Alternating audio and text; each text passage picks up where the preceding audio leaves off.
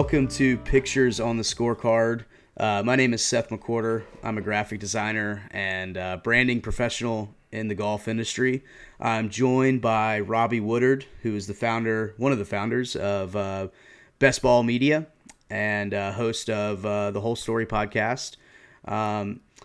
This is a podcast where we're going to take a look at the game of golf from some very interesting angles. And Robby is going to provide a lot of great color to this and hopefully some structure to the whole show. So welcome.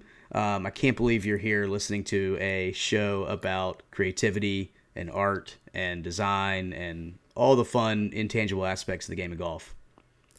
Yeah, man, this is going to be a lot of fun. You know, we had you join us on the Whole Story podcast back, one of our earlier episodes. So, thank you for that. But, a friendship kind of clicked from there. And I always thought, it would be fun to do a podcast with you or to have you with your creative mind and what you do kind of tell stories about logos or just the creative things that are going on. So, I don't know if I finally talked you into it or if you finally say, hey, let's do it. But why now? Like, what do you see this podcast being all about? Yeah, so over the past 5 years, as I've sort of gravitated from advertising into the golf industry, I've just been struck by how passionate people are about specifically logos in the game of golf, but more broadly, creativity in the game of golf. And maybe COVID sparked some of this, but over the past really 5 years, my firsthand experience has just been an explosion in the way that people interact with the game, how they look at the game, and all those things that sort of orbit around it, from equipment to apparel to branding, which is what I get to do. And I think there's something there. And yes, Robby, it was your sort of pushing and nudging to say, hey, let's start talking about this. So if the Whole Story was my first experience on a podcast, this is probably my second. So you're gonna have to bear with us bear with me as I kind of get my feet wet. Do you see? I was talking with someone the other day just about the creativity, but the customization in the golf space now. And it was Louis Ritberger of Western Birch. And we were just saying, like, even with golf tees, right? Like colors, you could put logos inside the cup of a golf tee. And that's just one tiny piece in the golf space where people are being creative, expressing themselves. And you see that a lot more, right? In course logos, alternate logos, but in clothes, I mean, we're seeing all these new styles and things come out. Where does it stop? Where does it go? What do you see as kind of really standing out in the creative customization space? Yeah, well, I mean, I think that speaks to the game in general, in that every aspect of the game is somehow designed, whether that's by an architect who kind of dictates what you see off that first tee and how you play that, how you play all 18 holes, all the way down to what you buy in the pro shop. And golf's an individual game, and I think that in a lot of ways it's endlessly interesting in that you can accessorize yourself unlike any other sport, or at least to a level unlike any other sport. And I think that really more so in the past few years we've seen people really embrace that and find ways to sort of display their personality. And I think deep down it's in hopes of making connections with people, and ultimately I think that's what the game does, I would argue, better than any other sport. And some of that's because every aspect of the game you can sort of make your own and play your own way. Well, you say especially over the last 5 years you've kind of gotten into it. So why don't you give our listeners a little bit of your background? I guess we should throw one thing out there, like how the stars have aligned for a Georgia guy and a South Carolina to come together to do a podcast. But well, why don't you share a little bit about your background? How do you got to this point? Yeah. So I was in the advertising industry, and in a previous life before that, I was a landscape architect, or well, I was in landscape architecture. I wasn't licensed or anything, but when I was in high school, I was really interested in golf course architecture, and I'll spare a long story, but I didn't get into that field. I kind of got into another part of landscape architecture. But I found an interest in drawing and design and typography and all those sort of nitty gritty details of what I do now. And it led me to go back to school for graphic design, ended up in an ad agency, and ended up as an art director, sort of helping make commercials, ad campaigns, social media work, stuff like that. But throughout that time, I was still interested in design and illustration. And in 2018, I was probably super fed up with my day job in the agency, and fired off an email to the guys at No Laying Up. I'd literally just seen one of their videos, and I said, hey, I don't know what you guys are doing, but I'm interested. Can I help? And I think that was 2018. It's 2024. It's 5 or 6 years ago. That's kind of that was my first entry into the golf game and the golf industry, and I think it's certainly snowballed from there. Well, you mentioned their stuff, and we'll talk from time to time about the different things that you do. But the stuff you've done for the No Laying Up guys is incredible, and I think people out there see it. And for them, this might be their first experience of this is the guy that helped make it happen. So it's pretty cool. And again, you've done a lot of other things. We talked earlier about going into a pro shop and buying stuff. My tree farm hat here is one example of, here's a Seth McWhorter design out in the open. So well done. On that note, I think that that speaks to the creativity of the people that I get to work with. I mean, I think the way that specifically No Laying Up has cultivated this community in a really authentic way, and getting to sort of help them in a small way with apparel or whatever. And then with the tree farm, with guys like Zach Blair and Kai Golby and Drew King and all the guys that are involved with that project, their creativity, it starts there. And I'm just kind of, bringing that to life in a way, hopefully, that resonates with golfers. And so I think that there's a lot of creativity and a lot of really interesting people in the game of golf that are talented, and I'm just happy to kind of piggyback on that. Well, it helps, like you said, it's a team thing, right? When you're working with people that see the value, they know what they're good at, they know what you're good at, and you can work well together, which hopefully this podcast will be maybe one example of that. We're working on it. Yep. Well, you mentioned how you've gotten to this thing. I've went to South Carolina. I was a sports business major, so always kind of chasing the how do you actually use that, put that in action. Lifelong career in sales, so I've gotten the experience of talking to people, asking questions to try to just get stories and hear what they have to say, and work with my buddy Jonathan Hill, and we kind of relaunched BestBall. That's a longer story, but launched it as kind of a media brand. How do we help people tell golf stories? And it was, all right, do we do custom prints of how they got their hole in one and how they tell that story? And it was my wife that said, y'all should finally just go ahead and start your podcast. That would help market the other stuff. And man, we found so much enjoyment in meeting people like yourself and others. Like it's incredible. We're so blessed and fortunate to have met so many unique people, but friends now in the golf game. We do the whole story podcast, which we're coming up on a year here at the end of March for that show. We've had yourself, we've had the Tom Coynes, we've had all kinds of people join us there. But we've kind of spun the BestBall thing into a podcast agency. We've kind of created this collective or this family of golf podcasts, and we're finding that there are people out there that have a unique voice in the golf space that maybe just don't have the time or the know-how to actually produce it and put it in action. So we've got another one called Caddy Tales. We've got some guys that are caddies that are talking about life as caddies.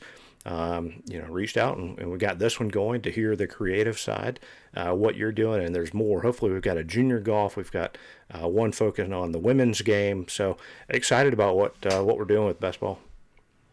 Yeah, it's great, and I'm as we've talked about this show specifically, and some of the things you've got in the works. I think we, you're starting to surround the game and start to tell some stories from a lot of interesting angles, which is obviously what we're trying to do as well, from albeit the angle of creativity and design. All right, so I guess moving on, soccer is described as the beautiful game, but I might argue as a golf fan that golf, there's a lot of beauty and creativity there. Whereas, and I'm going to turn to you as the creative person here, where do you see beauty in golf and things that inspire you to do what you do? Yeah, well, I think from my perspective as a designer, it's interesting to think about, and I think I touched on this earlier. It's everything that you do in the game. Like I said, when you walk on that first tee, is influenced by someone else's perspective, and they're trying to guide you. The architect of the course is trying to guide you, sort of on a journey, so to speak. And I find that endlessly interesting. And then obviously, there's beauty in the landscape itself, but again, it's sort of cultivated and influenced by a creative person and a designer. And so I find that incredibly powerful. But it's also it's interesting to walk into, bring it all back to merchandise and design, but to walk into a pro shop and you can sort of get a glimpse of what they want their clientele to be at a course when you walk into the pro shop. If it's very prestigious club, you're probably going to get some, you kind of know what to expect. But I think a lot of that, creativity shines through in that regard. And I think that's been exciting over the past couple of years to see that. Well, you shared some notes, I guess, over the years you've been taking notes, and that kind of fits with one of the quotes that you shared or one of the notes that you had to yourself. I'm gonna read this off just to get it out there. I think it was great. You said the best golf logos leave plenty of room for a story. We don't have to tell the whole story on the surface. That's a privilege reserved for the company, brand, salesman, or in the golf industry. It's the member course, the regular guy who just played a private course and bought some swag. Maybe that just rings true to me more because I got to go to the tree farm and I got a couple hats. But I just love the fact that you said the best logos don't tell the whole story, but they kind of give you a sneak peek. Yeah. Yeah, I mean, it's interesting to see, the golf logo really acts as, a door to a conversation, a door to an interaction with someone, or in some cases, private courses, a sort of aspirational course, it's more like a window. But really, and I say this with clients a lot when we talk about what are we going to do, for a club's branding or a company's branding, it's really the goal is let's spark a conversation. And obviously that conversation has to be sort of, structured to in the right direction. But I think if you can get somebody to stop you in the airport and say, hey, what's that on your shirt? Tell me about that logo. Or if they've been there, it's, oh, you've played such and such. Let me tell you about, did you have that caddy, or did you check out this part of the course? And the logo plays a very small role in that, but it is in a lot of instances the catalyst. And so the best ones, in my opinion, are the ones that are sort of ambiguous. They elicit that question, and then whoever's wearing it or telling that person about it gets to sort of be in the spotlight, which I'm sure it happens in other ways, but I don't know. It feels very unique to golf. And I'm interested to hear, I'm sure we've all had that sort of airport interaction. Has that happened to you recently, and did it spark any kind of interesting conversations?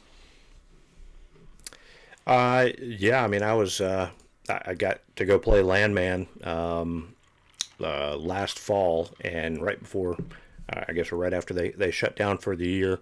Landman, great course. You have to look at 2025 because they've already sold out all their tee times for 24. But I was in the airport flying home, I think back to Atlanta and then Columbia. But a guy on the plane saw me walk in and sit down behind him. He turns around and he said, "Did you play Landman?" And he had heard great things and was hoping to get to do it. But yeah, it's just golf course. I mean, I was at Tree Farm yesterday, and I see we were talking earlier about a hoopy, and I see the onion. That's all I see on the guy's shirt. And Yeah. I'm like, nice logo. And he's like, Mm-hmm. oh yeah, great place. Yeah. Yeah, that's what I mean. I love it when that happens. Well, most of the time I love it, but like it's just funny how it starts with that thing embroidered on a shirt that sparks a conversation, and I think that's the beauty of it. Yeah, it's a badge of honor, right? Yeah, for sure. Yeah. Yeah, well, I mean, we'll talk logos, and one thing that I really want to do on some of these shows is have you break down some of these logos, at least from your perspective, and maybe ones that you've done, maybe some that are well known out there, and just kind of get maybe a history of the course and why the logo is unique to that course. But what else do you think we might be doing or might have in store for pictures on the scorecard? So when we talked about sort of the idea behind this show, obviously it was centered around logos, and I think we're gonna have plenty of episodes that maybe break down, like you said, some some course logos. Maybe it's major championship venues. Maybe that's a way we sort of dive deep in some of these things, but also sort of opening it up for broader discussions about the role that creativity is played in the game of golf. So we might try to get some course architects on here and have them talk about their process. But more importantly, we want to hear stories about their experiences in the game. We might have photographers. There's a lot of incredibly talented photographers out there in the golf industry that could probably tell some great stories. But really, just kind of center it around creativity in the game and highlight some of these people that are influencing how we interact with golf. And I'm sure it will lead to some interesting discussions.